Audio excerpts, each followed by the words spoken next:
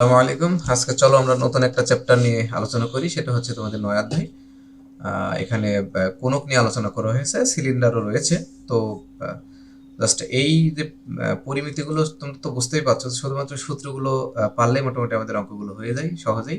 তো চলো আমরা দেরি না করে শুরু করি। তবে শুরু করার আগে বলি যে যারা আমাদের প্রিভিয়াস লেকচারগুলো এখনো দেখোনি, দ্রুত আই বাটন থেকে প্রিভিয়াস লেকচারগুলো দেখে এসো, তাহলে তোমাদের জন্য খুবই সহজ হবে এই চ্যাপ্টারগুলো বোঝা, অঙ্কগুলো বোঝা। তো চলো আমরা শুরু।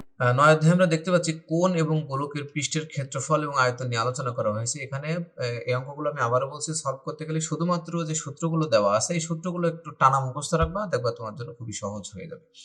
তো আমরা দেখি সেটা কি, আমরা দেখি যে কোণকের আয়তন। কোণ তো তোমরা অবশ্যই বুঝো, আমরা যে আইসক্রিম খাই কোণ, যে আইসক্রিমটাকে যদি উল্টা করে ধরো সেটাই হবে কোণ, ঠিক আছে?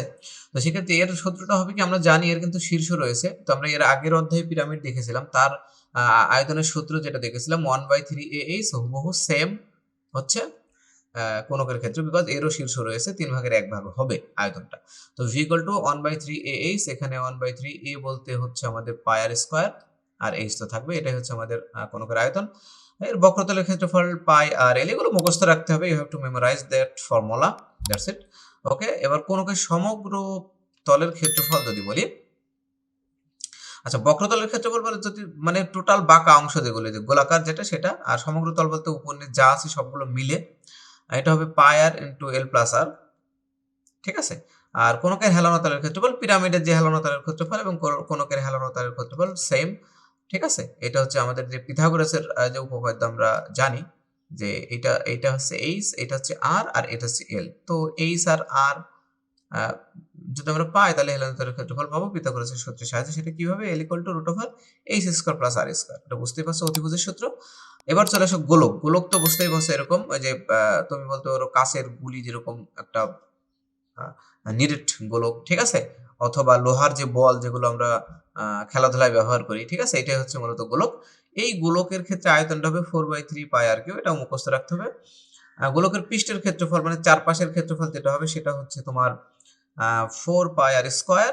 আর আরেকটা বিষয় আছে, যদি গোলককে কখনো ফাঁপা নলে পরিণত করা হয়, মনে করো একটা গোলক টোটাল, এটা হচ্ছে তোমার গোলক, এই গোলককে পরবর্তীতে কিসে পরিণত হবে বলতো? ফাঁপা একটা নলে যদি কনভার্ট করে দেওয়া হয়, ঠিক আছে? তখন আমাদের যে আহ, আয়তনটা দাঁড়াবে সেটা হচ্ছে পাই আর স্কোয়ার এইচ। একই সূত্র, pi R square H, but এখানে আর বলতে হচ্ছে ক্যাপিটাল আর square minus small r square. এখন ক্যাপিটাল আরটা কি? ক্যাপিটাল আর হচ্ছে নলের যে নলটা তৈরি করা হবে এর বাইরের ব্যাসার্ধ, দ্যাটস মিন এখান থেকে বাইরের যে ব্যাসার্ধ এটা। আর আর হচ্ছে ভিতরের ব্যাসার্ধ, তার মানে ওই যে নলটা যে এরকম ভাবে ফাঁপা তৈরি হবে, সেটা হচ্ছে এই টোটাল বড়টা, কেন্দ্র থেকে বড় একদম বড় পরিধি পর্যন্ত হচ্ছে ক্যাপিটাল আর, আর এখান থেকে যে ছোট আর যেটা ভিতরে, এটা হচ্ছে মূলত স্মল আর। বোঝা গেল বিষয়টা? আর এই ক্যাপিটাল আর থেকে যখন আমরা স্মল আর বাদ দিচ্ছি তখন কিন্তু বেধ পাচ্ছি। বেধ বলতে এই যে পুরুত্ব যতটুকু, এইটুকু পাবো, সেটা আমরা অঙ্ক করার সময় বুঝবো। এটাই হচ্ছে আমাদের এই সূত্র। আপাতত এই সূত্রগুলো মুখস্থ করে আসো, দেন আমরা অঙ্ক শুরু করি। চলো আমরা সংক্ষিপ্ত প্রশ্ন দিয়ে শুরু করি। আমরা দেখতে পাচ্ছি এখানে একটা কোশ্চেন রয়েছে যে 15 সেন্টিমিটার উচ্চতা বিশিষ্ট একটি সমবৃত্ত ভূমিক কোণের ভূমির ব্যাসার্ধ 8 সেন্টিমিটার, এর আয়তন কত নির্ণয় করো। আচ্ছা 15 সেন্টিমিটার, এখানে আমাদের এটা 15 হবে, এটা 12 হয়ে গেছে, মিস্টেক বাই। ওকে, 15 সেন্টিমিটার উচ্চতা, তাহলে এইচ এর মান দেওয়া আছে 15, এর কোণের ব্যাসার্ধ দেওয়া আছে 8, তার মানে এই যে এইটুকু আছে ব্যাসার্ধ, এইটুকু আছে 8 দেওয়া আছে, তাহলে এর আয়তন কত? তো আমরা জানি আয়তনের সূত্র 1/3 দিয়ে দিলেই হয়ে যাবে, ঠিক আছে? বিকজ এ মানে হচ্ছে পাই আর স্কোয়ার, সেটাও আমরা জানি, যা শুধুমাত্র সূত্র বসিয়ে দিলে অঙ্কটা শেষ। ওকে, তাহলে দেখো সেটাই বলা আছে এখানে, যে দেওয়া আছে কোণের ভূমির ব্যাসার্ধ আর ইকুয়াল টু 8 সেন্টিমিটার, কোণের উচ্চতা এইচ ইকুয়াল টু 15 সেন্টিমিটার, কোণের আয়তন কত? এটা নর্মালি একটা অঙ্ক, শুধু সূত্র বসিয়ে দিলে হয়ে গেল 1/3 এইচ, অর্থাৎ পাই আর স্কোয়ার এইচ। পাই আর আর এর মানটা হচ্ছে 8, যেটা আমরা বসিয়ে দিলাম, স্কোয়ার এইচ হচ্ছে 15। তাহলে এটার ক্যালকুলেশনটা কিভাবে হবে? 15 ইন্টু 8 স্কোয়ার মানে 64 ইন্টু পাই সমান দিয়ে ভাগ করবা 3 দিয়ে। এই 1/3 এটা পরে ওইভাবে দেওয়ার দরকার নেই, এইটা তোমরা গুণ করবা, গুণ করে সমান সমান দিয়ে 3 দিয়ে ভাগ করে দেবে, দেখো এই মানটা চলে আসবে। এটা হচ্ছে এত ঘন সেন্টিমিটার, এটাই হচ্ছে আমাদের এই মাত্র চলো আমরা দ্বিতীয় সেকেন্ড আরেকটা ম্যাথ নিয়ে আলোচনা করি। যে একটি সমবৃত্তভূমি কোণের ব্যাসার্ধ রয়েছে, আর এর মান দেওয়া আছে 5 সেন্টিমিটার, উচ্চতা দেওয়া আছে 12 সেন্টিমিটার, এর সম্পূর্ণ তলের ক্ষেত্রফলটা নির্ণয় করো। তার মানে আর এর মান দেওয়া আছে 5 এবং এইচ এর মান দেওয়া আছে 12। তাহলে আমাদের বের করতে হবে সমগ্র তলের ক্ষেত্রফল। আমরা জানি সম্পূর্ণ তলের ক্ষেত্রফল, সম্পূর্ণ তলের ক্ষেত্রফলের সূত্র নিশ্চয়ই আমরা জানি যে পাই আর ইন্টু এল প্লাস আর। শুধুমাত্র সূত্র মুখস্থ করলে হয়ে গেল। তারপরে তোমরা বুঝতেই পারছো পাই এর মান আমরা জানি, আর এর মান জানি, আর এর মান জানি, শুধুমাত্র এল এর মান বের করতে হবে। এল মানেই কিন্তু root over H square plus R square. শেষ, অঙ্ক কিন্তু শেষ। তাহলে দেখো সেইটাই এখানে করা হয়েছে,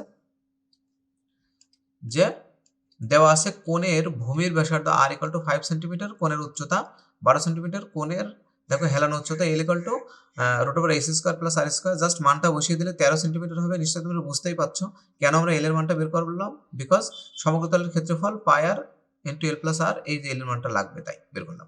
তাহলে পাই আর আর মানে 5 ইন্টু এল প্লাস আর মানে কি 13 প্লাস 5। তো এটা যদি ক্যালকুলেশন করি তাহলে আমাদের 282.74 বর্গ সেন্টিমিটার হবে। এটাই হচ্ছে আমাদের অ্যান্সার। এটা খুবই সহজ একটা অঙ্ক ছিল।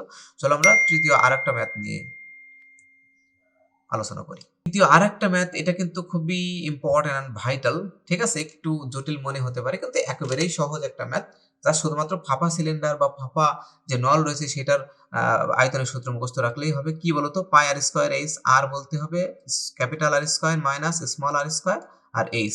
এই যে জাস্ট এই ফাঁপা নলের আয়তনের সূত্র বসিয়ে দিলে হয়ে যাবে। এটা একটা বিষয়। আর একটা বিষয় হচ্ছে যেখানে এই যে গোলক, এই গোলকটাকে গুলিয়ে যদি এইরকম সিলিন্ডার বা নল তৈরি করা হয় তাহলে অবশ্যই এই গোলকের আয়তন আর এই সিলিন্ডারের আয়তন কিন্তু সেম হবে, এটুকু মনে রাখলেই হবে। তো এখানে বলা হচ্ছে যে 6 সেন্টিমিটার ব্যাসার্ধ বিশিষ্ট একটি ঘন গোলককে গুলিয়ে একটি নলে পরিণত করা হলো। তো নলটির দৈর্ঘ্য দেওয়া আছে, অবশ্যই এটা বাহিরের দৈর্ঘ্য, মানে টোটাল দৈর্ঘ্য 12 সেন্টিমিটার, ব্যাসার্ধ এটা হচ্ছে বাহিরের ব্যাসার্ধ দেওয়া আছে 7 সেন্টিমিটার হলে এর বেধ বা পুরুত্ব নির্ণয় করো। খুবই সহজ একটা ম্যাথ। তাহলে বোঝাই যাচ্ছে এখানে আমাদের মূল টার্গেট হচ্ছে এই যে গোলকের আয়তন যেটা, সেটা হচ্ছে 4/3 পাই আর কিউ যেটা, ঠিক আছে। আর কিউ, এই যে আর বলতে অবশ্যই এখানে 6 দেওয়াই আছে। তো এইটা সমান সমান হবে, এটা কিন্তু নল বলতে একটা সিলিন্ডার, সিলিন্ডারের ক্ষেত্রফলের সূত্র তো আমরা জানি পাই আর স্কোয়ার এইচ, ঠিক আছে। তো এইটার এটা কিন্তু সমান হবে অবশ্যই। এখানে সিলিন্ডারের ক্ষেত্রফল পাই আর স্কোয়ার এইচ, বাট এখানে আয়তন পাই আর স্কোয়ার এইচ, বাট এখানে কিন্তু এই আর কিন্তু এটা কিন্তু ফাঁপা সিলিন্ডার, সেক্ষেত্রে আমাদের সেই সূত্রটা হবে যেটা আমি প্রথমেই দেখালাম। তাহলে আমরা দেখে নিই যে এখানে জাস্ট আমাদের বেধটা বের করতে হবে। কি আমাদের বের করতে হবে একটু দেখে নিই। সেটা হচ্ছে দেখো যে 6 সেন্টিমিটার, এটা তো গোলক, আমরা এর আয়তনটা পাবো। এখন যে নলটির তৈরি করা হলো, নলটির দৈর্ঘ্য কিন্তু 12 সেন্টিমিটার, যেটা দেওয়া আছে এই যে এইচ এর মান 12 সেন্টিমিটার বা এল এর মান তুমি যেটাই বলো, আর 7 সেন্টিমিটার ব্যাসার্ধ। তার মানে এই যে আর এর মান যেটা এখান থেকে এই পর্যন্ত বাইরের কেন্দ্র থেকে একদম শেষ পর্যন্ত, অর্থাৎ আমি যদি এটাকে গোল করি তাহলে আরো ক্লিয়ার বোঝা যাবে। এই এখান থেকে এইটুকু হচ্ছে 7 সেন্টিমিটার, বুঝতে হবে। আর এখান থেকে এইটুকু আমাদের জানা নেই, এটা হচ্ছে আর। এখন এই 7 থেকে আর বাদ দিলেই কিন্তু আমরা এই যে পুরুত্বটা পাবো, সেটাই বলতেছে, সেই বেধ বা পুরুত্ব নির্ণয় করতে বলছে। আর এখান থেকে আর মানে যে ভিতরেরটা যেটা আমি বললাম, এই যে আর, এই আর এর মানটা আমাদের বের করতে হবে। বের করে পুরো বড় আর থেকে, এই যে বেধটা কি, বড় আর থেকে ছোট আর বাদ, যেটা তোমরা এখানেই দেখতে পাচ্ছ। তো আশা করি বুঝতে পেরেছো। চলো আমাদের করণীয়টা তোমরা বুঝতে পেরেছো, এখন শুরু করি।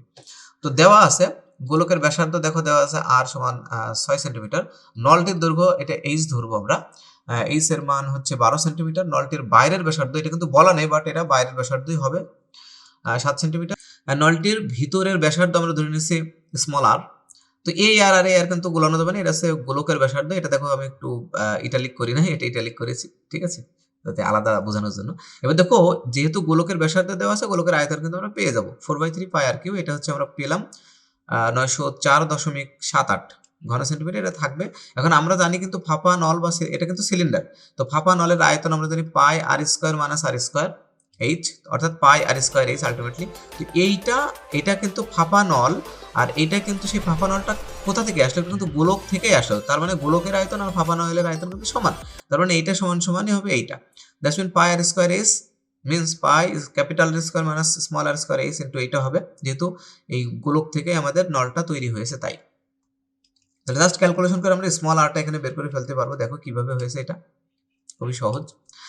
সেটা হচ্ছে এই যে পাই এবং এই, সেটা কিন্তু আমাদের জানা আছে। পাই এই যেহেতু গুণ আছে, পুরো সিস্টেমের সাথে একটা গুণ আছে, এই পাশে গেলে কি হবে বলো তো, ভাগ হবে, ভাগ করে দিলাম। ওই দুজন মিলে ভাগ করে দিলাম। পরে দেখো এখন মান বসা দেবো। এই যে ক্যাপিটাল আর যেটা তার মান কিন্তু 7 স্কোয়ার মাইনাস এই স্মল আর স্কোয়ার যেটা আমাদের বের করতে হবে।